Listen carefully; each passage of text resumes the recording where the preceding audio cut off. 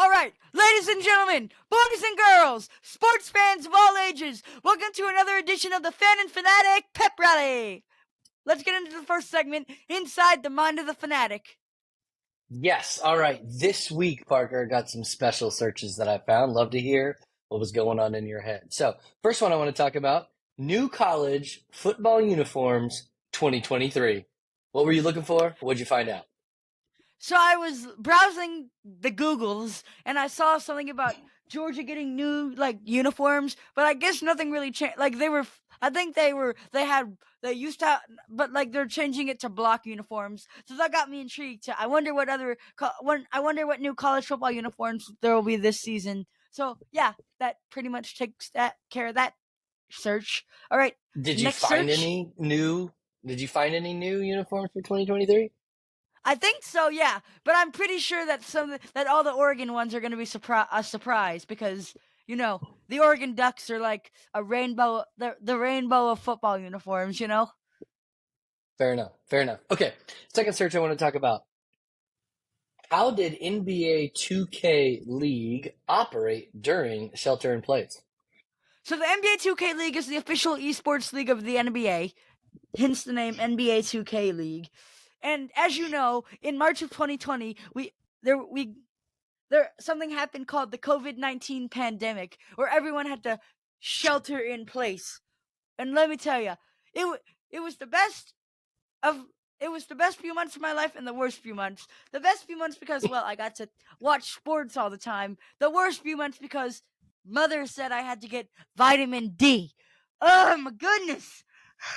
Who need why would anyone want to go outside in the midst of you never know what kind of germs are lingering outside, mother. So obviously that was a concern for NBA 2K League. So what did you find in that search?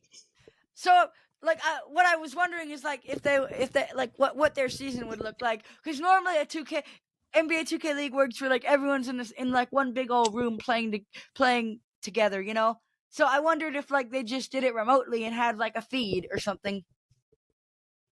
Did you find the answer? No, I don't think I was specific enough with my search. Got it. Okay. This next one, not sports related, but maybe somewhat related to vaccinations. Is there a World Health Organization supported method for vaccinations? Tell me what's going on there. So one thing y'all might not know about me is that I hate needles. Like this one time, we were getting our yearly flu vaccinations, and we had just learned about fight or flight response in human anatomy in sixth grade human anatomy class. Shout out to my sixth grade human anatomy teacher, Miss Clark. She's awesome. And so we just, like I said, we just learned about fight or flight response. So when I saw the needle, I legit bolted. Anyhow, You you exercised your flight response, obviously. that's correct. Okay. So I So don't know what why does that have to I do with the get. World Health Organization? I was trying to figure out if there was another World Health Organization supported way for getting vaccinated that didn't involve needles, but I guess not. Because, seriously, what's so beneficial about getting poked in the arm with a giant syringe? Fair enough. I'm sure there are plenty of listeners out there that agree with you that needles are no fun. All right, that's it for Inside the Mind of the Fanatic. So why don't we move to this week in sports history?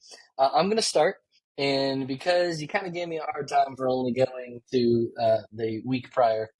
Last week, I'm going to go a little bit farther back to 1936. So this week in 1936, as a matter of fact, it was on June 20th. American sprinter Jesse Owens set the world record for the 100-meter dash with a time of 10.2 seconds. Now, that's impressive. But Parker, do you know who currently holds the world record for the 100-meter dash? Mr. Usain Lightning Bolt. Very good. You are correct. Now, do you know what his time is, his world record time in the 100-meter dash? I'm going to venture to say, since he's literally got lightning bolts for feet, the man probably ran that thing in 10 seconds. Even faster than that. He ran that Not thing in 9.58 seconds. Unbelievable, right? Almost a full half second, or more than a half second faster than Jesse Owens in 1936. And that was in 2009 that he set that world record. So, yeah. how about you? What you got for us this week in sports history? So this week in sports history, let's travel all the way back to 1986. So this week in Ooh. 1986, the 1985 Heisman Trophy winner, Mr. Vincent Bo Jackson, signs a 3-year contract to play baseball with the Kansas City Royals, or as they're more colloquially known, or as they're also known as the Crowns. Oh! Wait a minute, So wait a minute. here's the So he signs with the Royals. Tell me, like, I thought he was a football player.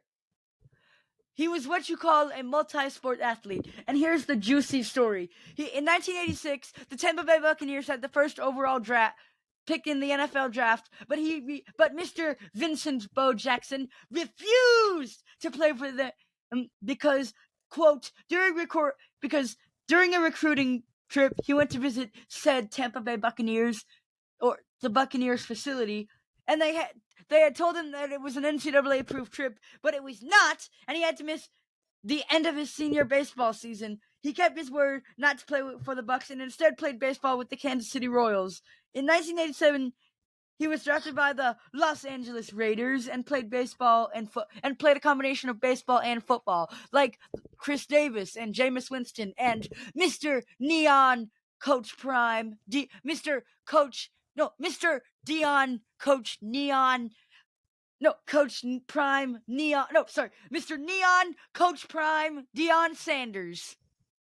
Very good. That's excellent. You know what makes me think of, though, in history, growing up around that time, and music that I used to listen to, there was a Oh yeah, song by a tribe called Quest with, it's also featured Leaders of the New School, a song called Scenario, and there's a line in you there better keep it clean, that boy. We don't want to references, get demonetized.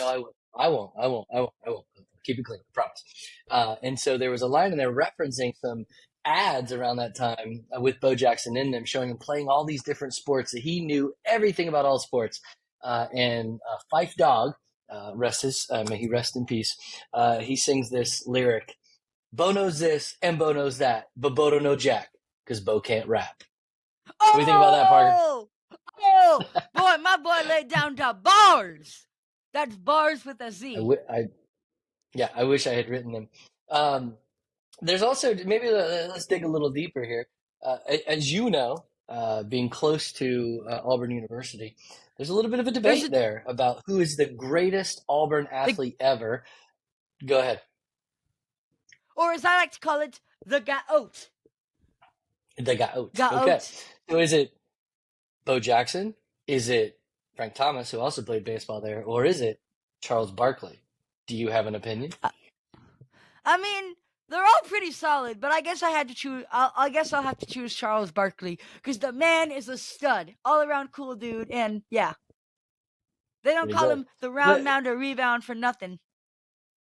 Parker, but if I'm not mistaken, aren't you fond of the Nugenics commercials that Mr. Frank Thomas is a part of?